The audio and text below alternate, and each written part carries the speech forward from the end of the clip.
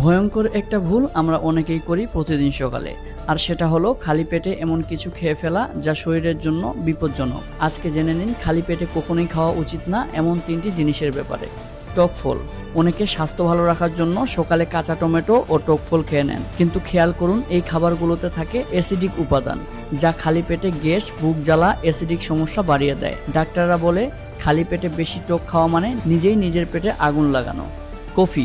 সকালে ঘুম ভাঙতেই 1 cup coffee অনেকের অভ্যাস, কিন্তু জানেন কি খালি পেটে কফি খেলে পাকস্থলীর অ্যাসিড নিঃসরণ বেড়ে যায়। পেট খালি থাকলে পেটে অ্যাসিডের পরিমাণ আগে থেকেই বেশি থাকে। এর মাঝে কফি ঢুকলে, বিশেষ করে ক্যাফেইনযুক্ত কফি, তাতে অ্যাসিডের নিঃসরণ আরও বেড়ে যায়, যার কারণে পেট জ্বালা, গ্যাস্ট্রিক, এমনকি গ্যাস্ট্রিক আলসার পর্যন্ত হয়ে যেতে পারে। ঠান্ডা পানি। সকালে উঠে অনেকেই ঠান্ডা পানি খেয়ে থাকেন, কিন্তু খালি পেটে ঠান্ডা পানি খাওয়া পাকস্থলীর স্নায়ুতন্ত্রে প্রভাব ফেলে, হজম প্রক্রিয়া দুর্বল করে দেয়, বিশেষ করে যারা আগে থেকেই গ্যাস্ট্রিক